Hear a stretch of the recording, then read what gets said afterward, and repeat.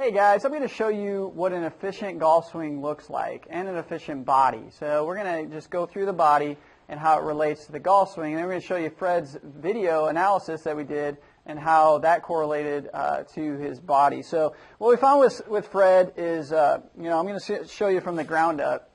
Go ahead and make your backswing. Okay, the ankle joint. First, we'll start with the ankle. That's supposed to be mobile. The actual foot is supposed to be stable.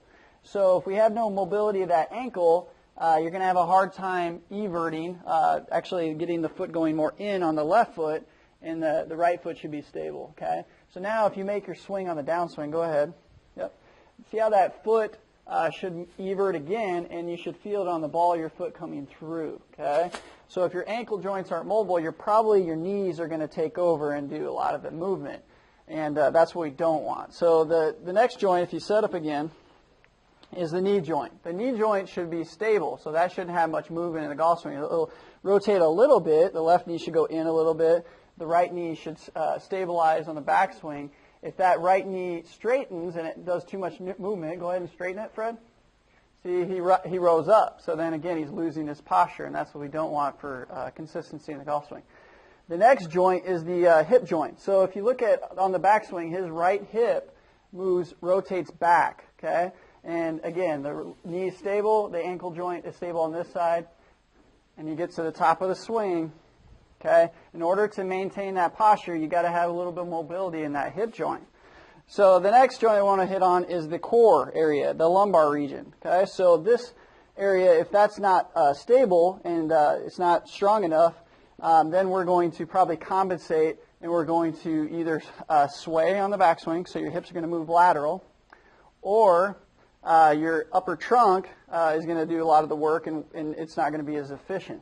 So if you look on the backswing, see how Fred gets to that top of that position, stabilizes, and this left shoulder is usually a big problem in efficiency. It comes up. So what we want to see is we want to see it more, maybe a foot above the ball here. It's not that much difference. Okay, so you're keeping that shoulder plane, and this left arm, it doesn't have to be perfectly straight, just needs to be somewhat, extended. Okay, so now from that joint, we're going to hit on the upper thoracic area here.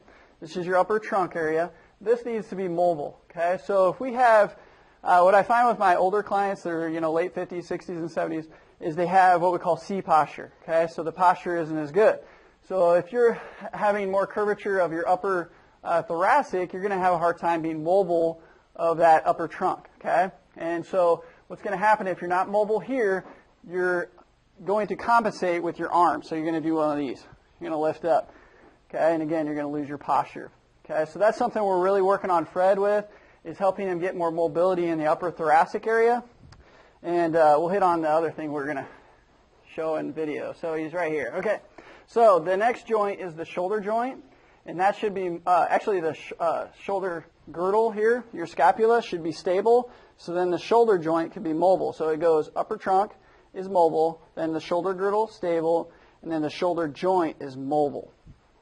Okay, we go down through impact. Okay, you can see that rotary motion. Again, look at the rotation of the hip. The lead hip needs to rotate. The left knee stays stable. The ankle here everts and rotates off that ball of the foot. Okay, so we can keep this angle. This is what most golfers lose because they don't have that mobility of the hips and upper trunk. So they swing through more with the arms, and that causes a really inefficient golf swing because you're swinging through with your wrist. And again, what does that lead to? Elbow problems, because if you come down too steep, hitting like this, you're going to have wrist problems, you're going to have elbow joint problems, because that's taking most of the force. We want to have most of the force, again, hit more with the hips and the upper trunk. The arms, if you get the correct sequence, we'll hit on that a little bit, okay, you're going to get to more of this position coming through to a finish without coming up and compensating. So we'll just review real quick what the body should look like to be efficient and to really prevent injury. Okay, the foot's supposed to be stable. The ankle joint's supposed to be mobile. The knee's supposed to be stable. The hip joint is supposed to be mobile. The core area and the lumbar region is supposed to be stable. The upper thoracic area is supposed to be mobile. The shoulder girdle is supposed to be stable, your scapula. Your shoulder joint is supposed to be mobile. The elbow is supposed to be stable, and then the wrist joint, go ahead and grip it. It's supposed to be mobile, and it's supposed to rotate this way. See how many times do we see this? Okay, and this is compensating for, again, not an efficient body. So what we want to, the ideal thing, what we want to accomplish with any lesson program here at the Golf Academy that we do with our clients is we want to help, first of all, help their body get efficient. So we want to help them get to mobility and stability in the correct joints. Then we can relate that to the golf swing. It's going to only help their golf swing. You're going to feel better. You're going to prevent injury. And the only way that we can do that is we got to screen your body. So it's important to go to somebody that is Titleist Performance Institute certified in your area.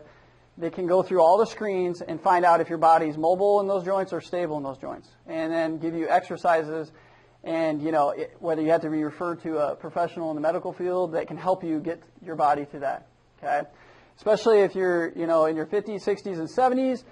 That's going to be really important because that's when your body starts you start losing some of that mobility. Happens a little bit, right, Fred? So it's important to get that first, and then again check that, and we can see then if it's a physical issue or if it's a technique issue. Okay, so let's go show real quick how your swing correlated to your body. So what we did is we took Fred front view and side view. Okay, so we want to see what swing characteristic comes out in Fred's swing.